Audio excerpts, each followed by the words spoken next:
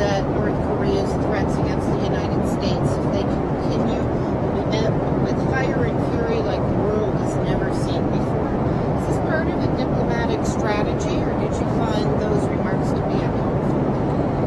Well, I think, the U.S. and the international community with respect to North Korea has actually had a pretty good week. We had a unanimous UN Security Council resolution to strengthen sanctions against North Korea, with China and Russia joining us in that vote.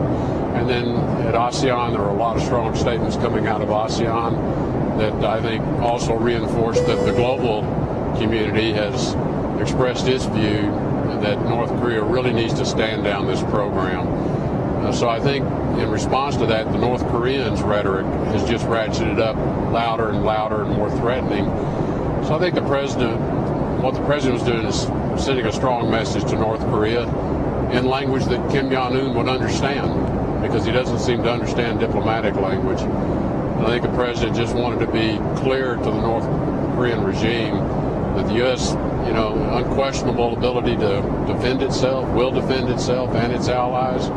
And I think it was important that he deliver that message to avoid any miscalculation on their part.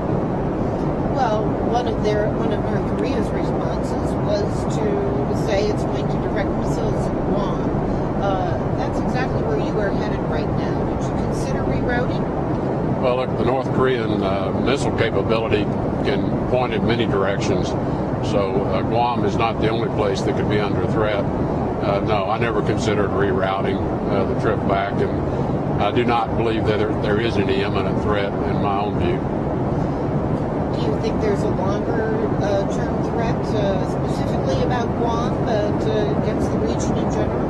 Well, I hope not. Again, what we're hopeful is that this pressure campaign, which the entire world now has joined us in, and with the engagement of China and Russia, two of North Korea's closest neighbors, that they can begin to persuade the regime that they need to reconsider the current pathway they're on. Think about engaging in a dialogue about a different future. Have China and Russia been helpful at all to you in the last 24 hours? Have you spoken with your counterparts, and have they helped in any way? Well, I haven't spoken to them since we left Manila, which was, I guess, about a day and a half ago. But we had direct discussions in Manila about the situation. I know that they were having talks as well with a representative from North Korea. I think that is evidence that they have very good open channels of communication to be able to talk to the regime in North Korea. And we hope that they will be encouraging them to stand down their program, to abide by the UN Security Council resolutions, which both China and Russia have voted for in the past. So I'm hopeful that they can use their influence, and I believe they do have influence with the regime, to bring them to a point of dialogue, but with the right expectation of what that dialogue will entail. Has anything happened in the last 24 hours to lead you to believe that we are moving towards a military option, perhaps more quickly than anticipated? Nothing that I have seen and nothing that I know of would indicate that the situation has dramatically changed in the last 24 hours. Do you have any immediate diplomatic plans to de-escalate the situation that could have an impact within days instead of months or years? Well, we have a very active, ongoing diplomatic effort, most of which is behind the scenes, because that's where diplomacy is most effective. We have very open conversations, and our telephone lines remain open, certainly to China and Russia, as well as our allies. And I think publicly we've been pretty clear in our statements directed at the North Koreans as to what we would like to see happen, and to make clear to them that we do not seek to be a threat to them.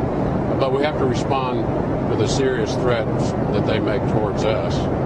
There have been calls for you to launch a new diplomatic effort. Do you feel that a new strategy may be warranted? I do not. I think the strategy we're currently on is working. In fact, again, we have now garnered widespread international support, obviously not just with the UN Security Council resolution, but globally, countries are speaking out and expressing the same view as to what North Korea should do, which is not be a threat to the stability of the region. I think, in fact, the pressure is starting to show. I think that's why the rhetoric coming out of Pyongyang is beginning to become louder and more threatening. Whether we've got them backed into a corner or not is difficult to say, but diplomatically, you never like to have someone in a corner without a way for them to get out. And what is Pyongyang's way out? Talks with the right expectation of what those talks will be about. Do you have any advice for Americans? Should they be worried? I think Americans should sleep well at night. I have no concerns about this particular rhetoric of the last few days. I think the president, again, as commander-in-chief, I think he felt it necessary to issue a very strong statement directly to North Korea. But I think what the president was just reaffirming is the United States has the capability to fully defend itself from any attack and defend our allies, and we will do so. And so the American people should sleep well at night.